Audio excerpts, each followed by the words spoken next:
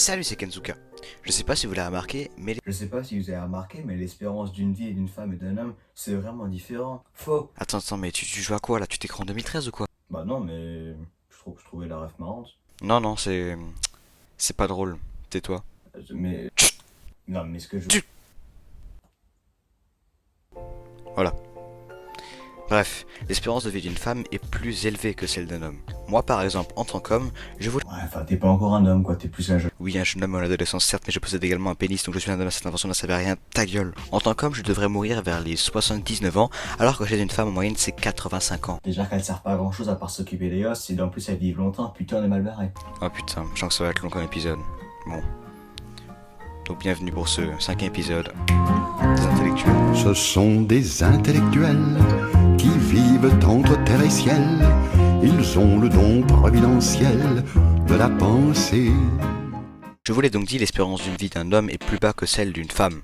En effet, mais alors pourquoi pourquoi c'est pas juste? Et donc selon Google et Wikipédia réunis, elles sont moins souvent exposées à des conditions de travail pénibles au cours de leur vie professionnelle. Ah bah en même temps c'est normal, hein. Quand on bosse pas, quand on s'occupe des gosses, quand on fait le ménage, c'est normal qu'on vit plus longtemps alors.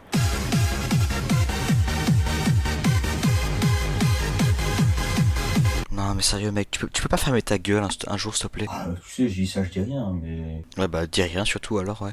Je suis descendu au niveau des articles et un a marqué mon attention parce que son nom me chipote beaucoup. Oui j'ai dit chipote, ça te pose un problème? Il s'agit d'un article de Québec Science. Et c'est deux mots qui ne vont pas ensemble. À personne n'imagine des scientifiques québécois hein. T'imagines le truc? Tu dois verser le liquide là-dedans, Robert. Ah, Fabrice, calice de Chris Palmier, je comprends rien avec ton accent français, là. Ou encore pire, Québec film d'horreur.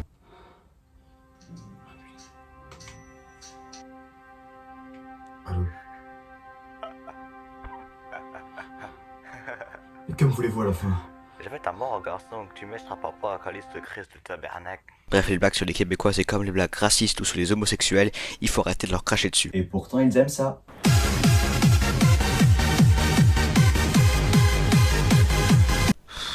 Putain de merde. Et donc selon Québec Science et Jean-François Clich, à pas confondre, à ne surtout pas confondre avec Jean-François Cliché, parce que bon, Jean-François Cliché c'est... Bonjour, de vous dire un même, s'il vous plaît.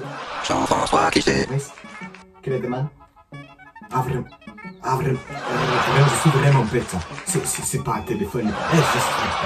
Jean-François Cliché. Jean-François Cliché, tous les vendredis soirs à Niederschefelsheim et Scharabergheim Irmstedt. Venez nombreux si vous voulez pas être déçus. Jean-François Cliché. Ah putain, là. On peut reprendre, c'est bon?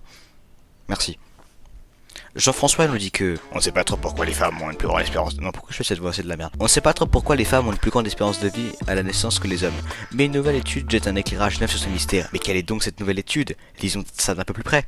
L'étude, dirigée par Jean-François Lemaître, putain encore un Jean-François, décidément ils nous envahissent. Un peu comme les bougnoules, quoi.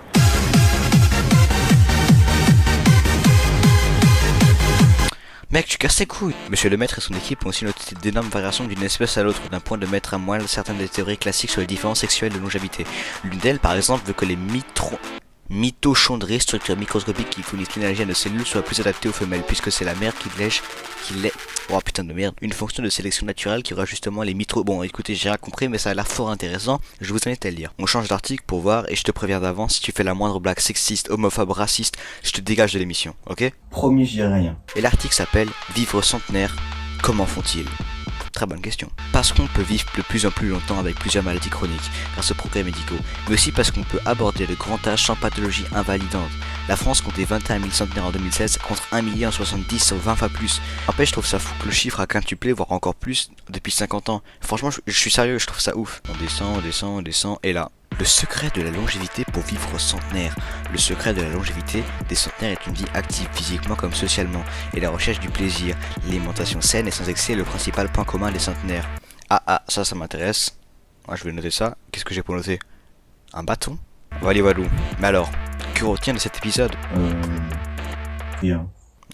Franchement, t'as raison pour une fois, on n'a rien à retenir. C'est encore parti en couille, il faut vraiment que je trouve une vraie conclusion. Et bien voilà, si certaines personnes, en particulier les femmes, vivent plus longtemps que d'autres, moi en tant qu'homme, je vis donc moins longtemps qu'une femme normale, mais vie pas longue ne veut pas dire vie bien. Donc ce que je veux dire, même si vous avez une vie courte, profitez du mieux possible pour avoir le plus de bons souvenirs, même si vous avez une vie courte. Bisous. Franchement, c'était beau ce que t'as dit. je sais.